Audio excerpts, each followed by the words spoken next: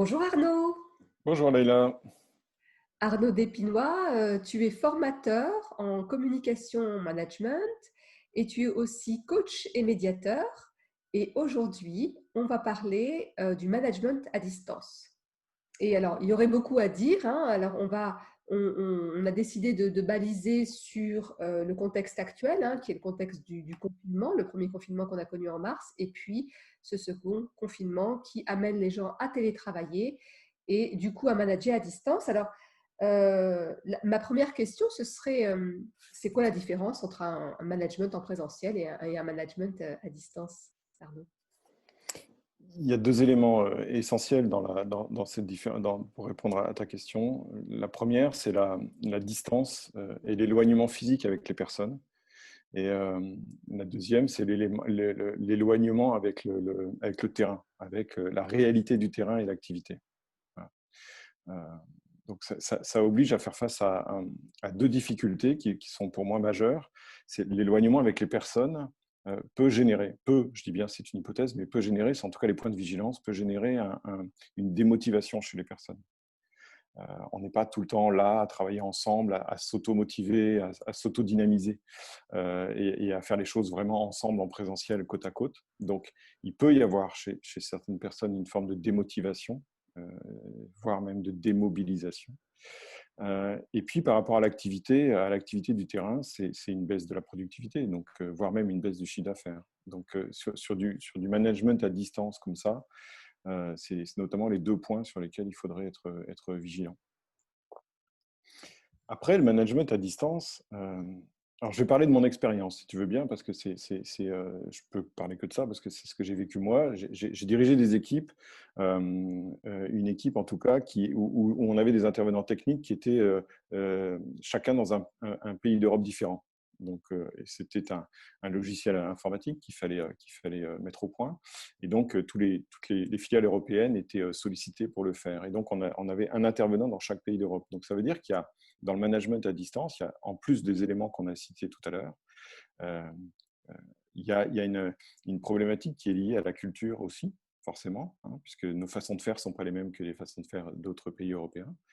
Et puis, donc, des localisations géographiques différentes qui amènent effectivement à des trucs très simples. Hein, la pluriculture, en fait, ça peut être lié aussi, comme on a dit, aux habitudes, aux méthodes, mais aussi aux horaires, hein, parce que de toute façon, il va aussi falloir s'adapter aux horaires. Et alors, quand on est sur l'Europe, c'est pas encore moins gênant. Quand on est worldwide, tu vois la complexité du truc. Ça veut dire que si tu dois diriger une équipe worldwide, tu fais du H24, parce que finalement, il faut être capable de pouvoir être disponible pour tout le monde. Et donc ça, on voit que c'est une difficulté, puisque c'est difficilement possible d'être opérationnel 24 heures sur 24. Qu'est-ce qu'on pourrait donner comme conseil à un manager qui se retrouve à devoir manager à distance? Alors, pour la deuxième fois, hein, il a peut-être fait la première fois K1, KA. Alors, est-ce qu'on lui demande déjà comment dire, de capitaliser sur sa première expérience, hein, de dire finalement qu'est-ce qui a fonctionné pour moi, qu'est-ce qui a moins bien fonctionné, hein, qu'est-ce que j'identifie comme des points d'amélioration par rapport à mon premier management à distance? Qu'est-ce qu'il faut faire différemment? Je dirais déjà, tu as parfaitement raison, c'est-à-dire on a déjà vécu cette expérience-là, donc autant s'en servir et autant savoir effectivement ce qui a été, ce qui n'a pas été. Or, les meilleures personnes pour pouvoir répondre à ces questions, c'est l'équipe, c'est les membres de l'équipe qui effectivement peuvent euh, concrètement être une source d'information extraordinaire pour le manager, pour dire, bah, OK, voilà comment ça s'est passé, et on a été un peu obligé d'improviser parce que c'était différent de ce qu'on faisait avant. Donc, il y a certainement des choses que j'ai pu bien réaliser, puis il y a certainement des choses aussi qui sont à améliorer. Et donc, l'idée, c'est de pouvoir se reposer sur l'équipe pour pouvoir travailler là-dessus et pour pouvoir améliorer les choses. Donc, s'en référer à l'équipe en disant qu'est-ce qui vous a plu, qu'est-ce qui vous a moins plu, qu'est-ce que je pourrais faire autrement et quelles sont les règles. Parce qu'en fait, ce qui va être vraiment primordial dans ce management, comme dans tout management, on ne va pas revenir sur les techniques de management, mais ce qui est important et encore plus dans le management à distance dans ce contexte-là, c'est la mise en place d'un cadre et de règles précises. On sait que le manager, il est garant du respect du cadre, mais là encore plus. Les règles de communication, on ne prend pas toujours le temps ni le soin de les édicter correctement quand on est en présentiel. On se le fait un peu au feeling, des fois à la one again. Mais là, en distanciel, on ne peut pas se permettre de le faire. Il faut que les règles soient très, très précises et le cadre important dans la réalisation des tâches, dans la réalisation des process de com qu'on va mettre en place dans ce nouveau mode de management. Ouais. Mais Oui, ça reste à la base, les règles de management restent les mêmes à la base.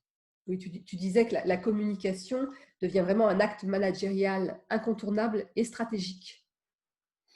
Oui, bien sûr, parce que si on ne le fait pas, ou si on le fait moins bien, ou si on a le sentiment enfin, si on a la prétention de vouloir le faire comme avant, comme en distanciel, ça risque de créer des gaps relationnels entre nous et le collaborateur, entre les collaborateurs eux-mêmes, et puis du coup avec tous les impacts que ça peut avoir sur la mobilisation, sinon la motivation, et l'engagement des personnes, et donc forcément sur les résultats.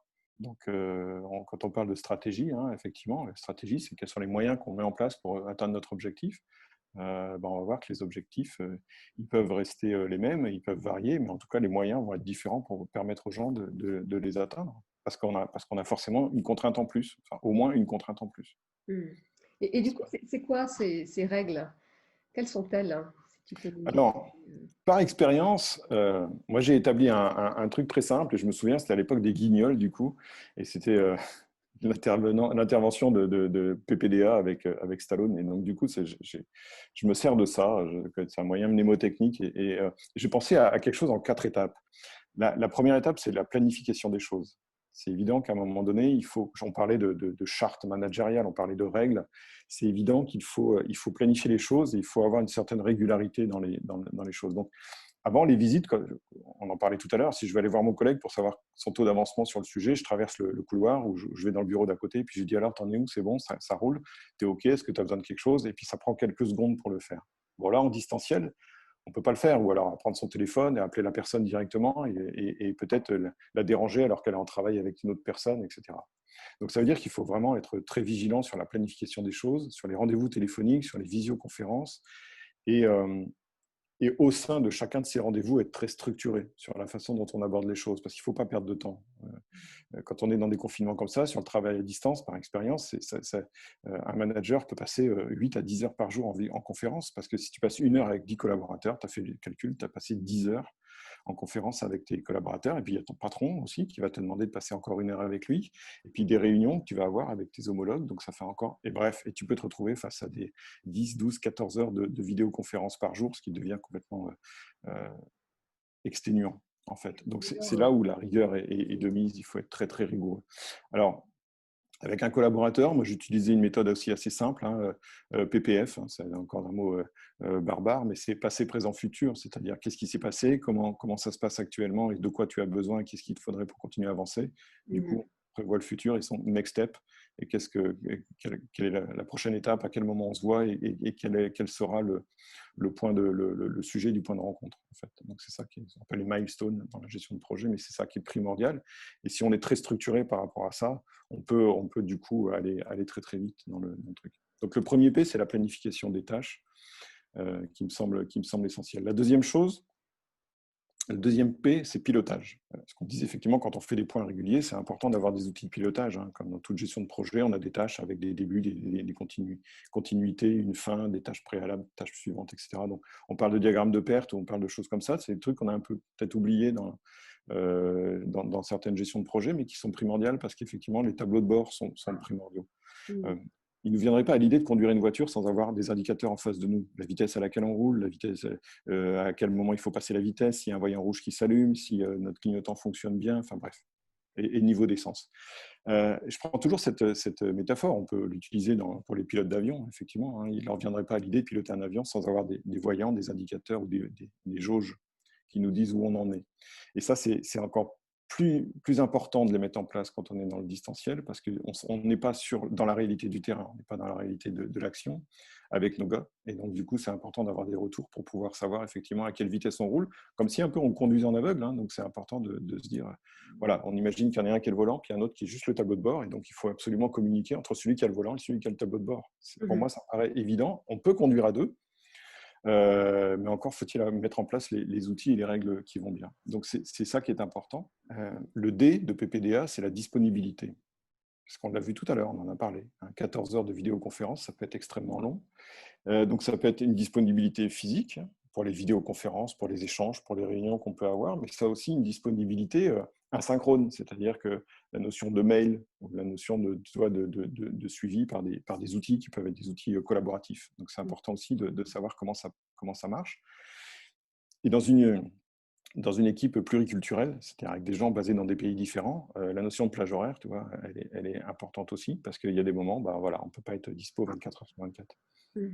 Donc d'avoir un agenda partagé peut-être, des choses on parlait d'outils collaboratifs, mais ça peut être effectivement important, qui permettent de faire les choses de manière asynchrone et de vérifier et de calculer que ça se passe bien pour que tout le monde puisse avoir l'information au bon moment et puis de s'assurer que l'information a bien été reçue et comprise. Alors, une petite astuce, moi, par rapport à ça, j'avais aussi mis en place une méthode que je mets encore en place avec même ma famille, toute proche. C'est quand je suis en animation ou en formation, c'est de se dire, s'il y a vraiment urgence, c'est-à-dire qu'il faut que je laisse tout tomber pour pouvoir répondre à la personne parce qu'il y a, je sais pas, il y a une vie qui est en jeu, c'est 911. En fait, on utilise ce code-là et on envoie un SMS avec ce code-là 911. Et que ce soit ma femme, les collaborateurs, les collègues, les amis, tout le monde sait que si je reçois 911 par SMS, je peux te dire que je peux être en face du président de la République, je vais lui demander de patienter parce qu'il y a quelque chose qui est potentiellement très urgent. Donc ça peut être aussi des petits codes comme ça qu'on s'envoie pour évaluer le degré d'urgence. Planification, pilotage, disponibilité. Et le A serait l'autonomie. Alors ça, c'est peut-être un critère qui est aussi primordial. On en a parlé également tout à l'heure, c'est que euh, c'est important de se dire que quand on est en distanciel comme ça, dès qu'on a raccroché ou dès qu'on a arrêté la visio, on laisse les gens en totale autonomie faire leur boulot. Alors, tu me diras, en présentiel, c'est la même chose. Et donc, si c'est la même chose, ok, très bien, mais ça veut dire qu'à un moment donné, quand on est à dire aux gens, bon, bah, ok, c'est bon, tout le monde a compris, c'est ok pour tout le monde, ce dont on parlait tout à l'heure, c'est clair pour tout le monde, et de laisser faire les gens, ben, on sait qu'en fonction du degré d'autonomie de la personne, on ne peut pas laisser les gens faire tout seul, et que notre degré d'intervention va être proportionnel, ou en tout cas lié au degré d'autonomie de la personne, pas proportionnel. Plus la personne sera autonome, moins on aura à intervenir, moins la personne sera autonome, plus on devra intervenir. Et donc, intervenir, c'est facile de dire à la personne, bah, écoute, la réunion est finie, tu restes avec moi 2 minutes et puis on continue à voir ensemble si c'est OK pour toi ou pas. Est-ce que tu as reçu le message? Est-ce que tu l'as compris? Est-ce que tu sais ce qu'il te reste à faire? Est-ce que tu as compris les enjeux? Et est-ce que tu as toutes les connaissances ou compétences pour pouvoir le faire? Voilà, c'est le b.a.-ba. Mais ça, il faut être tout aussi vigilant qu'en présentiel pour pouvoir vraiment être conscient qu'une fois qu'on a raccroché, la personne, elle fera ce qu'elle voudra, elle pourra aller promener son chien, faire les courses ou n'importe quoi, c'est pas interdit, mais en tout cas, on aura moins même de contrôle visuel sur ce que la personne va faire ou pas faire. Et donc ça, c'est important d'être capable d'individualiser ce suivi, bien sûr, et de le faire avec encore plus de contrôle peut-être. La confiance n'exclut pas le contrôle, mais encore un peu plus de contrôle en distanciel qu'en présentiel, parce que finalement, je répète, quand on est tous dans nos bureaux respectifs, c'est assez facile avec un coup d'œil de voir comment ça se passe et si la personne est en galère ou pas. Je pense plus à ça, la personne en difficulté pour faire la tâche. Il n'y a pas de mauvaise intention. Mais en distanciel, la personne pourra se retrouver toute seule derrière son écran et elle n'aura personne autour d'elle pour l'aider. Et donc peut-être qu'elle n'osera pas solliciter, elle n'osera pas le faire en réunion parce qu'elle n'osera pas avouer qu'elle est dans un niveau d'incompétence pour elle. Et elle n'osera pas le faire après coup. Parce qu'on répète, c'est encore rappeler la personne, déranger les gens, etc. Donc ça va être compliqué. Oui, donc là, une véritable importance de pouvoir à la fois faire des réunions collectives et aussi suivre individuellement les personnes, peut-être avec un coup de fil derrière, peut-être voilà, on lui demandera de rester. Donc là, s'assurer en fait de l'autonomie de la personne. Et du coup, donc moi, ce que je retiens là par rapport à tout ce que tu nous as partagé, alors évidemment, c'est le PPDA, hein, c'est-à-dire la planification, le pilotage, D pour la disponibilité, hein, qu'elle soit synchrone ou asynchrone. Et moi, j'ai envie de rajouter quand même cette importance, parce qu'on parle là de beaucoup d'heures en visioconférence. On sait que c'est énergivore pour plein de raisons. Il faut aussi prendre soin de soi. Donc, c'est aussi une disponibilité, une vraie présence quand on est avec la personne, d'écouter ce qu'elle a à nous dire, d'aller creuser si on sent qu'il y a quelque chose qui n'est peut-être pas, qui est peut-être pas évident. Donc, une disponibilité aussi à soi-même. Donc, prendre soin de soi aussi, hein, et essayer en tout cas de mettre dans son emploi du temps peut-être des moments où on va voilà, se recentrer, prendre soin de soi, peut-être se lever entre deux visioconférences pour faire des mouvements parce que le corps est immobile et ça n'aide pas, ce genre de choses. Et puis, donc, cette autonomie des collaborateurs qu'il faut savoir évaluer. Je retiens aussi cette notion de demande de feedback par rapport à au premier confinement, à la première expérience de management à distance par les collaborateurs, donc avoir cette ouverture et rien de tel finalement que le feedback pour apprendre d'eux ce que j'ai pu mettre en place qui a fonctionné, qui a moins bien fonctionné et surtout de quoi a besoin mon équipe en vrai, hein, parce que chaque personne est différente. Un respect du cadre, très important, d'autant plus important en distanciel, et aussi l'importance de la relation. On parlait d'autonomie, on peut parler aussi beaucoup de confiance, hein, c'est toujours pareil, mais on aura d'autant plus confiance dans les personnes qu'on aura des outils de suivi, qu'on aura vu et compris et intégré leur niveau de compétence, leur niveau d'autonomie, et donc forcément tout ça va donner confiance. Et si on est dans un niveau de confiance, parce que les gens sont investis, sinon engagés dans ce qu'ils ont à faire, mais ça c'est mon job aussi à moi en tant que manager, de faire en sorte qu'ils soient avec un niveau d'engagement, un niveau d'autonomie, un niveau de compétence suffisant pour faire le travail, bah, ça sera beaucoup plus simple pour moi et du coup, ça va me permettre de pouvoir peut-être même déléguer davantage de choses et me libérer du temps. Oui, il y a à la fois, pardon, il y a à la fois se poser la question du niveau de compétence et d'autonomie, mais dans ce cadre-là, dans ce nouveau contexte, hein, parce que ce n'est pas le même que quand on est en présentiel. Donc ça, c'est à intégrer, s'assurer, avoir du feedback et le demander. Eh bien, merci Arnaud. Merci Merci à Arnaud toi. pour ces partages. Et donc, je vous dis à très bientôt pour une nouvelle conversation apprenante. Avec plaisir. À bientôt. Au Ciao, revoir, ciao. à bientôt.